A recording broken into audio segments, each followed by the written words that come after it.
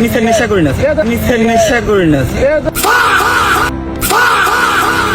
কাল রাতে যে লাল গেঞ্জি পরা ইনোসেন্ট ছেলে সিয়াম আয়রনসাইট, তাকে পুলিশ একটা চর মারলো। সেই ভিডিও দেখে ফেসবুক, টুইটার, ইনস্টা সব জায়গায় লোকে কাঁদতে শুরু করলো।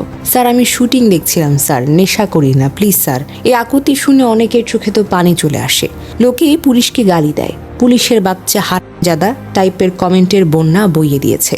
ভাবছে এই ছেলে তো পুরা দেবদূত, পুলিশটা নিশ্চয়ই ঈর্ষান্বিত হয়ে মেরেছে। কিন্তু মাত্র কয়েক ঘন্টা পর প্লট টুইস্ট। ছেলেটার প্রোফাইল খুলতেই দেখা যায় গাঁজা প্রোডাকশনের টিউটোরিয়াল ভিডিও। ও শুধু গাঁজা খায় না, গাঁজা বেচেও। প্রোডাকশন হাউস চালু করে ফেলেছে যেন। যারা কাল রাতে ইনোসেন্ট ছেলে বলে কাঁদছিল, তারাই আজকে বলে আরে বেটা তুই তো গাঁজার গডফাদার, আমরা তো ভাবছিলাম তুই শুধু শুটিং দেখিস। বাঙালির আবেগ দেখি 24 ঘন্টার ভেতরেই আউট অফ স্টক হয়ে গেল। বাঙালির আবেগ দেখো, রাতের বেলা রকেটের মতো উড়ে যায়, সকাল হলেই প্যারাশুটটা খুলে নামে। কাল রাত লাল গেঞ্জি ছেলেকে দেখে সবাই কাঁদছিল। আজ সকালে একই ছেলের গাঁজা প্রোডাকশন ভিডিও দেখে সবাই হাসছে।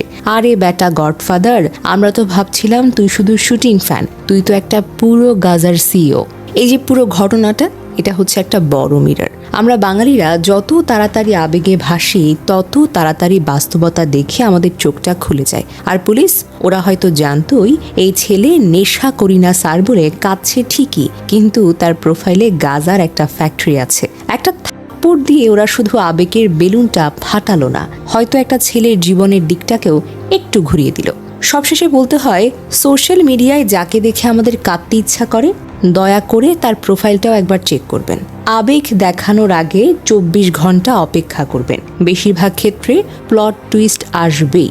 আর পুলিশকে গালি দেওয়ার আগে ভাবো, হয়তো ওরা আমাদের আবেগের রিসেট বাটনটা টিপে দিচ্ছে। সিয়াম ভাই, যদি আপনি সত্যিই ভালো হন, আপনাকে অনেক অভিনন্দন। আর যদি না হন, তাহলে পরের ওটা আরো জোরে আসবে, কারণ এবার লোকে আর কাঁদবে না, হাসবে আরো জোরে জোরে। বাঙালির আবেগ যত দ্রুত চার্জ হয়, তত দ্রুতই ডিসচার্জ হয়, কিন্তু বাস্তবতা ওটা সবসময় 100% চার্জে থাকে।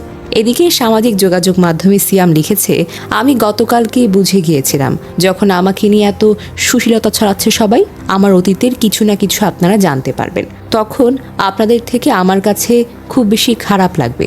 যে মানুষগুলো আমার কণ্ঠস্বর হয়ে কথা বলেছে, এই মানুষগুলোর সাথে আমি ধোঁকাবাজি করলাম। আমি গতকালকেই বুঝে গিয়েছিলাম, কিন্তু আমি বাসায় এসে একটা পোস্টও ডিলিট করতে পারিনি। আমি চাই আমার সত্যটা সবাই জানুক, সবাই দেখুক, সবাই বুঝুক।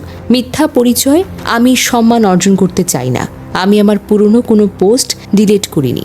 ঠিক একটি কারণেই এই রমাদান মাসে আল্লাহ তাআলা আমাকে বুঝিয়ে দিলেন, অসৎ কাজের সঙ্গে লিপ্ত থাকলে কোনো না কোনো দিন সেটা নিজের বিরুদ্ধে গিয়ে দাঁড়ায়। তাই আমি উম্মার কাছে কথা দিচ্ছি, আজকে থেকে আমি সব ধরনের অসৎ কাজ পরিহার করলাম। আমার অতীতের সমস্ত পোস্ট শিক্ষণীয় হয়ে থাকবে। আমি এই উম্মার কাছে লজ্জিত এবং ক্ষমা প্রার্থনাকারী। আপনাদের কারণে আজকে থেকে আমার একটি নতুন জীবন শুরু হলো। যারা আমার কণ্ঠস্বর হয়ে কথা বলেছেন, আমি তাদেরকে আর নিরাশ করব না, আমি নিরাশ করতে চাই না।